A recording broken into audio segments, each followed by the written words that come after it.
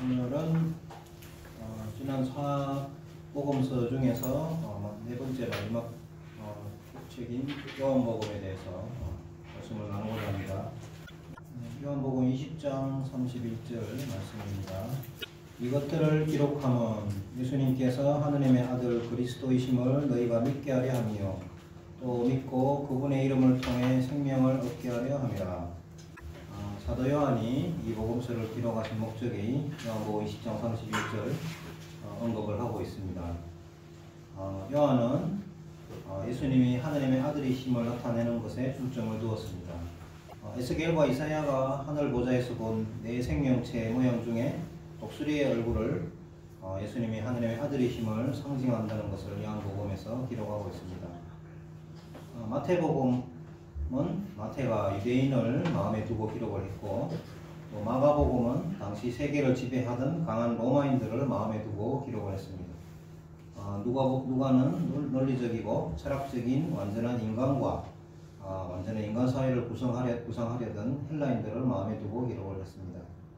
이 네 번째 요한복음은 요한이 온 세계 인류를 마음에 두고 모든 인류를 향해 기록한 책을 입니다.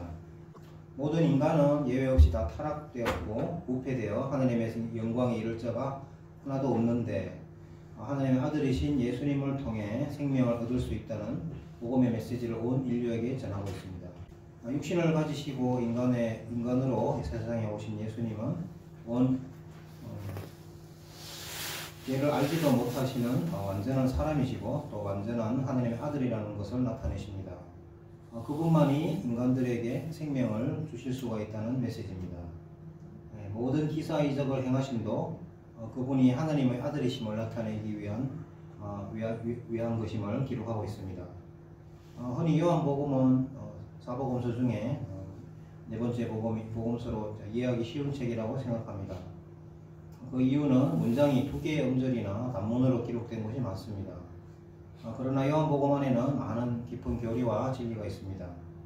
예를 들면 빛이 어두움에 비추었으나 어둠이 깨닫지 못하더라. 요한복음 1장 5절. 빛은 무엇이며 어두움은 무엇인가? 구원받지 않은 자들에게는 왜 세상을 어둠이라고 했나? 반문할 수 있습니다. 하나님 보시기에 이 세상은 생명과 진리의 빛이 한 줄기도 없는 흑암입니다. 이 세상은 그야말로 그 어떤 빛도 없는 칠흑 같은 흑암입니다. 요한복음 1장 12절에 자기 땅에 오셨으나 자기 백성들이 영접하지 아니하였으므로 영접하는 자 곧 그 이름을 믿는 자들에게는 하나님의 자녀가 되는 권세를 주셨으니, 여기서 자기 땅은 무엇을 뜻하며 영접하는 않는 자기 백성들은 누구며 또 영접한 자들은 누군가요?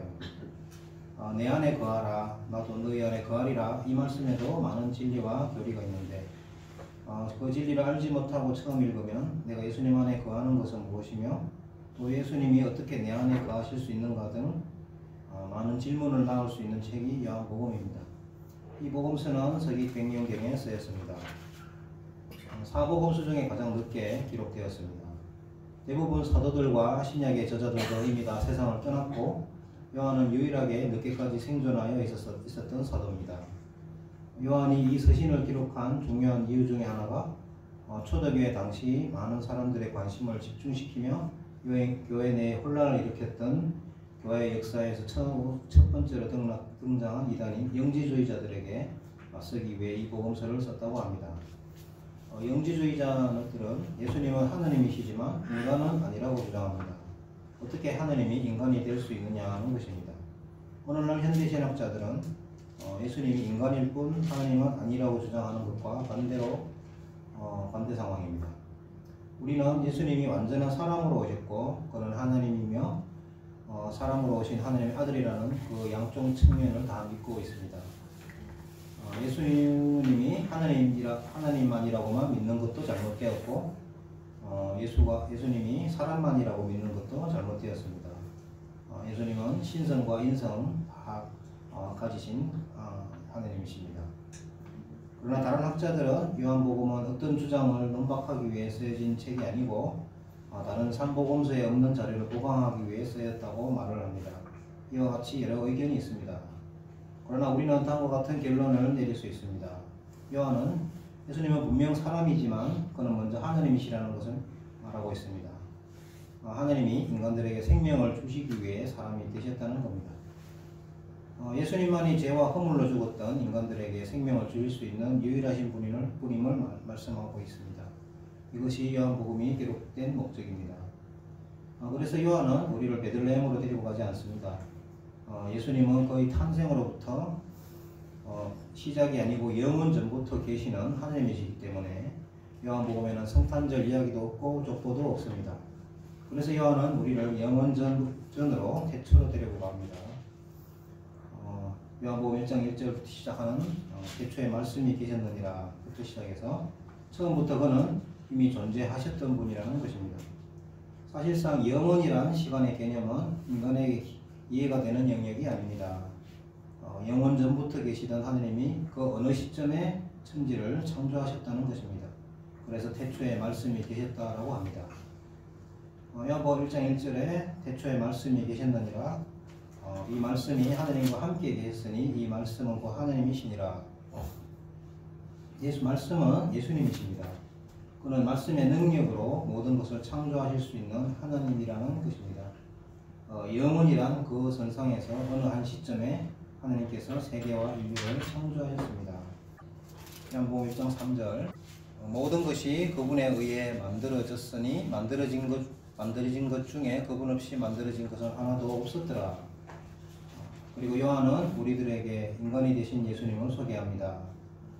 요한복음 1장 14절 말씀이 육신이 되어 우리 가운데 거하심에 우리가 그분의 영광을 보니 아버지의 독생하신 분의 영광이요 은혜와 진리가 충만하더라. 그리고 더 나아가서 요한은 인간은 죄 때문에 하느님을 볼 수 없지만 예수님을 통하여 인간들이 하느님을 볼 수 있게 하셨음을 말씀합니다. 1장 18절에 아무도 어느 때나 하느님을 보지 못하였으되 아버지 품속에 계신 독생자께서 그분을 밝히 드러내셨느니라. 드러내셨다는 것은 우리가 볼 수 있고 알 수 있는 곳에 그분을 세우셨다는 겁니다.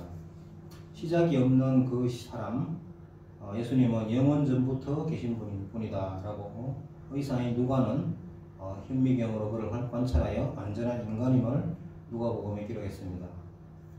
비록 요한의 방법은 누가와 다르지만 그가 자세히 살펴본 결과는 그분은 하느님이 육신이 되셨다는 증거들을 자세히 보았고 요한복음에 기록을 하였습니다. 그의 모든 기록은 초자연적인 인물인 예수님을 나타내는 기록입니다. 이 복음서는 단순한 것이 아니고 영원한 생명에 대한 많은 교리를 가르쳐 주십니다. 1장 17절에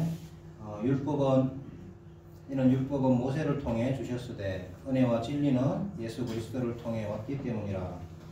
율법으로는 생명을 얻을 수 없고 율법에는 은혜가 임하지 않습니다. 그러나 이제 예수님을 통하여 모세의 율법과 상관없이 인간들이 하나님 앞에 나올 수가 있습니다. 3장에서 요한복음 3장에 바리새인들의 중에서 니고데모라 하는 율법자를 통해서 한밤중에 예수님을 찾아옵니다. 그는 예수님께 어떻게 하면 하늘나라에 갈 수 있냐는 질문을 합니다. 그는 모든 율법을 알고 지키는 자로서 그럼에도 불구하고 자신은 하늘나라에 가는 영생이 없음을 알고 있습니다. 그래서 예수님은 그에게 어떻게 하면 영생을 얻을 수 있는가 말씀해 주십니다. 요한복음 3장 14, 15절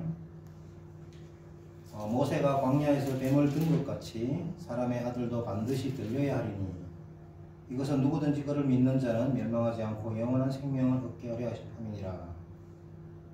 예수님께서는 자신이 전 인류의 죄를 대신 지고 십자가에 죽으실 것을 말씀하였습니다. 그래서 누구든지 자신이 죄인임을 깨닫고 예수님을 자신의 구원자로 믿는 모든 자에게 영원한 생명을 주실 수 있는 인간이시며 하나님이라는 것을 요한복음에서 강조하였습니다. 그래서 우리가 너무나도 잘 아는 또 가장 단순한 복음이 기록이 되었습니다. 요한복음 3장 16절 하나님께서 세상을 이처럼 사랑하사 자신의 독생자를 주셨으니 이것은 누구든지 그를 믿는 자는 멸망하지 않고 영존하는 생명을 얻게 하려 하심이라. 예수님은 저를 믿는 모든 자에게 생명을 주시는 주인이시며 유일하신 분이십니다. 4장에서는 예수님은 자신을 영원한 생명수이심을 사마리아 여인에게 소개하는 이야기로 나타납니다. 그 당시 유대인들은 사마리아 사람들은 서로 말도 하지 않는 더러운 존재로 여겼습니다. 그러나 예수님은 죄인들을 용납하시는 하나님의 은혜를 나타내셨습니다. 그리고 우리 영혼에 결코 없어서는 안 되는 자신의 생명수이심을 일러주십니다. 이사야 선지자가 누구든지 오라, 누구든지 내게로 와서 이 생명수를 마셔라, 돈 없는 자도 오라 값없이 와서 마셔라 라고 초대하였던 바로 그 생명수의 주인이심을 나타냅니다. 그리고 6장에서는 예수님께서 5,000명을 먹이신 오병이의 기사 이적을 보여줍니다. 거기서 자신이 생명의 떡이심을 말씀하십니다. 요한복음 6장 47에 48절. 진실로 진실로 내가 너희에게 이르노니 나를 믿는 자에게는 영존하는 생명이 있느니라. 내가 곧 그 생명의 빵이로다. 생명의 떡, 생명의 빵이라는 꼭 예수님께서 말씀하십니다. 예수님만이 생명의 근원이십니다. 그를 믿는 자는 영원한 생명을 이미 가졌다라고 과거 시제로 말씀하십니다. 8장에서는 그리고 8장에서는 유대인 지도자들이 가늠하다 발각된 한 여인을 데리고 와서 예수님께서 어떻게 하시나 시험하려고 했습니다. 그때 예수님은 세상의 모든 인간들은 죄인임을 명백히 알게 하였습니다. 8장 10절에 이에 그들이 계속해서 그분께 물으시니 그분께서 일어나 그들에게 이르시되 너희 가운데 죄 없는 자가 먼저 그녀에게 돌을 던지라 하시고 그렇게 말씀하셨습니다. 그리고 9절에는 그들이 이 말씀을 듣고 양심의 가책을 받아 나이가 가장 많은 자로부터 시작하여 마지막까지 하나씩 빠져나가매 오직 예수님만 남았고 그 여자는 한가운데 서 있더라. 그리고 8장 11절에 그녀가 이르되 주여 아무도 하지 아니하매 예수님께서 그녀에게 이르시되 나도 너를 정죄하지 아니하노니 가서 다시는 죄를 짓지 말라 하시니라. 유대인들의 율법은 가늠하는 여인을 돌로 쳐서 죽이는 것이나 예수님은 가늠한 여인의 죄를 용서하시고 죄에서 돌아와 회개하고 예수님께 옴으로 영생을 얻게 하신 죄사함의 주인이시며 생명의 주인이심을 나타내 주십니다. 9장에서는 예수님께서 날 때부터 눈먼 사람을 고치신 이야기를 나타내고 있습니다. 9장 32에서 33절 창세 이후로 2절 세상에서 시작된 이래로 태어나면서부터 눈먼 사람의 눈을 어떤 사람이 열어주었다 하는 말을 아무도 듣지 못하였나이다. 이 사람이 하나님에게서 오지 아니하였으면 아무 일도 할 수 없었으리이다 하며 예수님은 참으로 하늘로부터 온 하나님의 아들이십니다. 그분은 그 모든 인간들이 영적인 장님으로 영적인 세계를 볼 수 없으나 사람이 그분을 믿으면 영적인 장님이 인간이 눈을 뜨게 되고 영적인 세계를 보고 하나님을 볼 수 있음을 나타내고 있습니다. 10장에서 우리에게 예수님을 통하여 받은 구원은 분명히 보장되어 있음을 일러주십니다. 요한복음 10장 28에서 29절에 있습니다. 내가 그들에게 영원한 생명을 주노니 그들이 결코 멸망하지 않을 것이요 또 아무도 내 손에서 그들을 빼앗지 못하리라. 그들을 내게 주신 내 아버지는 모든 것보다 크심에 아무도 내 아버지 손에서 능히 그들을 빼앗지 못하느니라. 나와 내 아버지는 하나이니라 하시니라. 구원받은 자들은 하나님과 예수님의 손안에 있습니다. 아무도 주님의 손에서 빼앗을 능력이 있는 자가 없다는 것입니다. 이보다 더 든든한 보장이 어디 있겠습니까? 아무도 우리를 하나님의 손에서 빼앗을 자가 없습니다. 아무리 들어도 그 감동이 가시지 않는 예수님을 통한 우리의 구원의 보장을 말씀하고 있습니다. 11장에서는 우리의 몸인 새 몸으로 다시 부활하여 주님과 함께 영원히 살 것을 일러주십니다. 죽은 나사로를 살리신 예수님의 이적을 통해서 요한복음 1장 25절에 예수님께서 그녀에게 이르시되 나는 부활이요 생명이니 나를 믿는 자는 죽어도 살겠고 누구든지 살아서 나를 믿는 자는 결코 죽지 아니하리라. 이것을 네가 믿느냐 하시니 예수님 안에 생명이 있고 부활이 있음을 일러주십니다. 인간들은 죄지은 이 육신의 몸으로는 영원히 살 수 없으며 살았어도 안 되는 상황입니다. 죄지은이 육신으로 영원히 산다는 것은 참으로 끔찍한 일입니다. 영화 중에 도리안 그레이의 초상이라는 그 영화 아시는 분이 있습니다. 거기에 이제 타락해서 자기 가는데 그 초상화의 그림의 죄성을 초상화에다 투영을 하고 자기는 계속 몇십 년이 지나도 과거에 젊었던 시절이 할아버지가 되는데 자기는 계속 청년으로 나타나면서 있었는데 마지막에 이제 그 죄가 이제 증거가 드러나면서 쫓기는 몸일 때 마지막 초상화에서 이제 초상화로 다시 돌려보내고 자신은 다시 그 노인으로 죽는 이제 그 영화 스토리인데 그 죄성의 그것을 이 땅에서 참 추악한 그 모습으로 인간의 내면과 그 초상화에서의 그 바뀌어진 그 죄 묘사하는 것이 약간 상기가 되고 있습니다. 그 상황에 영원히 산다는 건 정말 끔찍한 일이라는 것을 언뜻 상기할 수가 있습니다. 우리는 예수님의 부활하신 그 영광의 몸을 우리도 똑같이 그 영광의 몸으로 부활하고 영원히 살 것을 일러주십니다. 14장에서는 주님께서 우리가 영원히 거할 처소를 준비하시고 다시 오실 것을 약속하십니다. 14장 6절에 예수님께서 그에게 이르시되 내가 곧 길이요 진리요 생명이니 나를 통하지 않고는 아무도 아버지께 오지 못하느니라. 예수님만이 유일한 생명의 길이심을 말씀하십니다. 세상의 많은 종교들은 어느 어떤 종교든지 자신이 노력해서 신적인 존재, 우도, 득도, 하나님 영원한 존재로 간다고 그렇게 가르치고 있습니다. 많은 길이 정말 그 올바른 길인 것처럼 유혹을 하지만 결코 진리가 아닙니다. 예수님만이 유일한 길입니다. 유일한 구원의 길이요 생명의 길입니다. 여기에는 타협이 있을 수가 없습니다. 그리고 14장에는 성령님을 보내주실 것을 약속하십니다. 육신으로 오신 성자의 하나님이신 자신은 세상을 떠나지만 우리와 함께 하시려고 성령 하나님을 보내주신다는 것입니다. 그분이 오셔서 우리 믿는 자들 안에 계실 것이며 보호하고 인도하실 것입니다.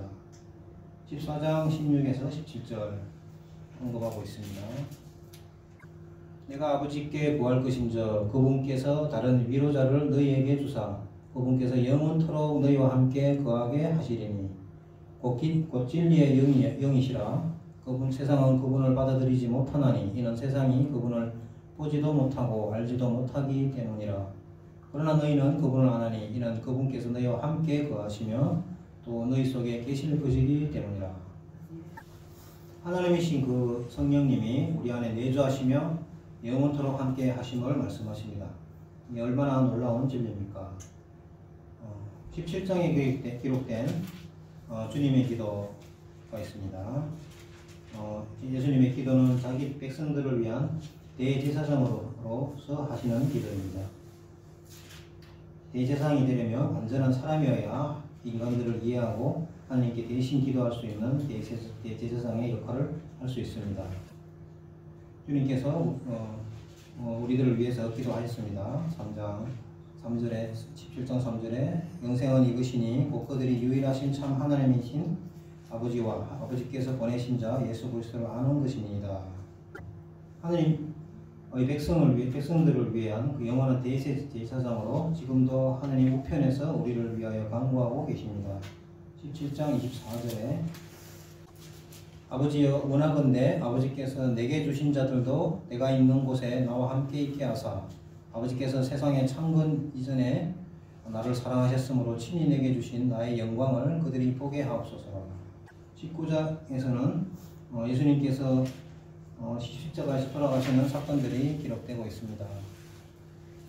19장 28절 이 일 뒤에 예수님께서 이제 모든 일이 이루어진 줄 아시고 성경 기록을 성취하시려고 이르시되 내가 목마르다 하시니 29절 이제 거기에 식초가 가득히 담긴 그릇이 놓여 있으므로 그들이 해면을 식초로 적신 뒤에 우술초를 달아 그분의 입에 대니라. 그러므로 예수님께서 식초를 받으신 뒤에 이르시되 다 이루었다 하시고 머리를 숙이신 뒤 숨을 거두시니라. 하느님이 육신이 되셨습니다. 이 흑암의 세상에 빛이 되셔서 생명을 주시려고 오셨습니다. 이제 구약에 예언한 대로 그분은 십자가에 달려서 돌아가셨습니다. 모든 인류의 죄를 위해 다 지시고 죄에 대한 하나님의 형벌을 다 받으셨습니다. 인간이 구원받고 죄에서 해방되기 위해 필요한 죄의 값을 예수님께서 직접 다 지불하셨습니다. 그리고 예수님은 무덤에 그냥 갇혀버린 것이 아니고 사망의 권세를 이기시고 부활하였습니다. 요한은 다른 복음서에서보다 더 많이 예수님의 부활에 대해 언급을 합니다. 바울 사도는 말하기를 고린도후서 5장 16절 그러므로 이제부터는 우리가 아무도 육신을 따라 알지 아니하노니 참으로 우리가 그리스도를 육신을 따라 알았으나 이제부터는 그분을 더 이상 그같이 알지 아니하노라. 강보에 싹인 아기 예수만이 아니요 십자가에서 죽으신 그 모습만이 아닌 사망의 권세를 이기신 부활의 예수님을 강조하고 있습니다. 요한은 성도들에게 예수님은 죽으실 뿐 아니라 다시 살아나셨음을 확실히 보여주기 위해 부활하신 예수님을 7번이나 언급을 합니다. 첫 번째는 동산에서 막달라 마리아에게 나타나신 극적인 출현, 두 번째는 도마는 결석한 모든 제자들의 다락방에서의 모임이고 세 번째는 도마가 참석해 있는 제자들의 다락방에서의 모임이 20장에 기록되어 있습니다. 다음 장에는 갈릴리 바닷가에서 제자들에게 나타나였습니다. 몇몇의 제자들이 고기잡이를 할 때 예수께서 해안가에서 그들을 부릅니다. 고기 잡은 것이 어디 있느냐? 그들이 잡지 못하였다고 하니 오른편으로 던져라 하셔서 던지니 150마리가 넘는 큰 고기가 잡혔습니다.